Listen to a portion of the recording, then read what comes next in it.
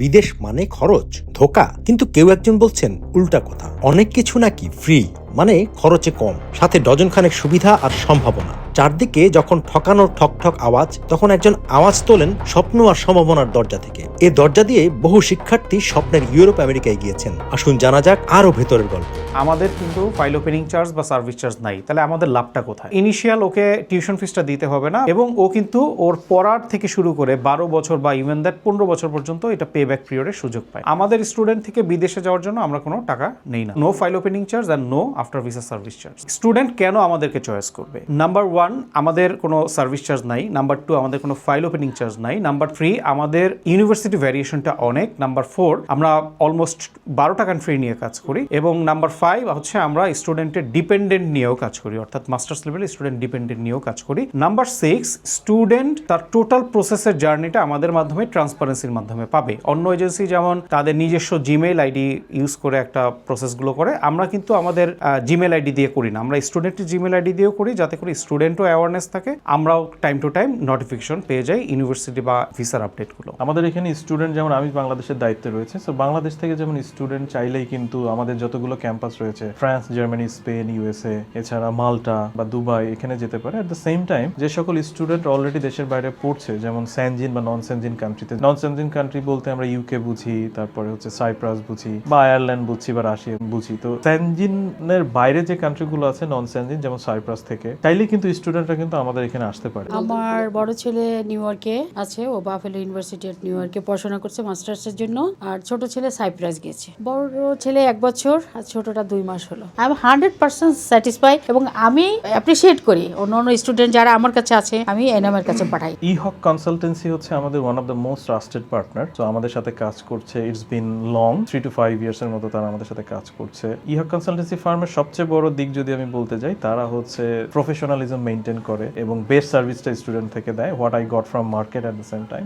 মূল উদ্দেশ্যটাই হলো একটা স্টুডেন্টের স্টাডি অ্যাব্রড জার্নিটির স্বপ্নটাকে পূরণ করা। সে নিজে নিজে অ্যাপ্লাই করলে যেরকম হবে, আমাদের মাধ্যমে অ্যাপ্লাই করলে একই রকম ভাবে সেই প্রসেসটাতে তার স্বপ্নটা পূরণ করতে পারে। যে কাজের বিনিময়ে স্টুডেন্ট যে অন্যান্য এজেন্সির মতো যে সার্ভিস চার্জ নেয় বা ফাইল ওপেনিং চার্জ নেয়, আমাদের কিন্তু ফাইল ওপেনিং চার্জ বা সার্ভিস চার্জ নাই। আমরা একটা ইউনিভার্সিটির সাথে কোলাবোরেশন করি, অলমোস্ট আমাদের 550+ ইউনিভার্সিটির সাথে কোলাবোরেশন আছে, যেখানে আমরা স্টুডেন্টকে রিক্রুট করি, স্টুডেন্টের টোটাল স্টাডি অ্যাব্রড জার্নিটাকে পূরণ করি, এবং স্টুডেন্ট যে টিউশন ফিসটা পেমেন্ট করলো, সেটা সে নিজে নিজে করলেও যেটা পেমেন্ট করতো, আমাদের থ্রুতে করলে একই পেমেন্ট করতেছে, বরং ইউনিভার্সিটি থেকে আমরা একটা রেমিটেন্স আকারে আমরা একটা কমিশন পাই। এটাই হচ্ছে আমাদের এই বিজনেসটা, এইভাবেই চলতেছে। Application process, application guideline, university guideline, country guideline, এবং ডকুমেন্টেশনের প্রসেসিং এবং ভিসার টোটাল প্রসেসিংটাই আমরা করে দিই। অর্থাৎ স্টুডেন্টকে কিন্তু কোনো এক্সট্রা হ্যাসেল নিতে হয় না। যারা মাস্টার্স লেভেলের স্টুডেন্ট, তাদের কিন্তু আসলে বাইরে পড়তে যেতে বেশ কিছু টাকার দরকার নাই। কিরকম, আমাদের দেশে কিন্তু অনেক ভালো মেধাবী স্টুডেন্ট আছে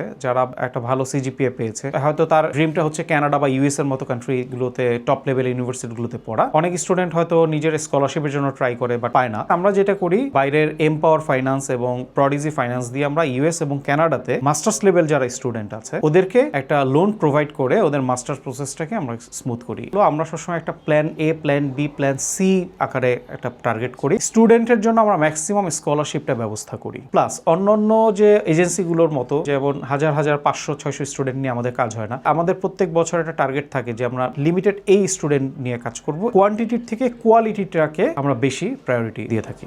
আমরা সবসময় স্টুডেন্টকে গাইডেন্স করি, যারা স্টাডি অ্যাব্রোডের জন্য বাইরে যাবা, তোমরা একাডেমিকের সাথে সাথে যেন একটা ইংলিশ ল্যাঙ্গুয়েজ প্রফিসিয়েন্সিটাও সাথে সাথে আয়ত্ত করতে পারো। একটা স্টুডেন্ট স্টাডি অ্যাব্রোডে জার্নিতে যে যাবে, তার প্রথম প্রায়োরিটিটাই থাকে উচ্চতর ডিগ্রি এবং একটা মানসম্পন্ন ডিগ্রি, যাতে করে সে ওই দেশে থাকুক বা সে বাংলাদেশে ব্যাক করুক, যোগ্যতা অনুযায়ী সে একটা ভ্যালু পায়। ইউএস, কানাডা, অস্ট্রেলিয়া, ইউকে, এই সকল কান্ট্রিতে একটা স্টুডেন্ট যখন উচ্চতর ডিগ্রি লাভ করে, তখন ওই সকল দেশের কোম্পানির ইকোনমিতেই ওই গ্র্যাজুয়েট স্টুডেন্টটাকে তারা নিজেরাই নিয়ে নেয় তাদের ইকোনমির ডেভেলপমেন্টের জন্য। স্টুডেন্ট যখন সে বাইরে যাবে, চলার পথটা কেমন হবে, সেখানে আবার কি নতুন করে টিউশন ফিস লাগবে কিনা, নতুন আবার দেশ থেকে টাকা পাঠাতে হবে কিনা, বা সে ওইখানে পার্ট টাইম জব করার সুযোগ পাবে কিনা। আমরা স্টুডেন্টকে সবসময় বলি, এনকারেজ করি যে তুমি তোমার স্টাডির পাশাপাশি 20 আওয়ার্স বা 25 আওয়ার্সের জবটাও তুমি কন্টিনিউ করো। স্টুডেন্ট যখন আমাদের এই অফিসে আসে তাদের প্রথম কোশ্চেন থাকে যে ভাই আমার এই প্রোফাইলে আমার এই দেশটা হবে কিনা। ওর প্রত্যেকটা প্রোফাইলকে নিয়ে আমরা অ্যাসেসমেন্ট করি, অ্যাসেসমেন্ট করে ওকে আমরা 2-3টা কান্ট্রির অপশন দেই, অনেক সময় একটা কান্ট্রিতে 4-5টা ইউনিভার্সিটি অপশন দেই।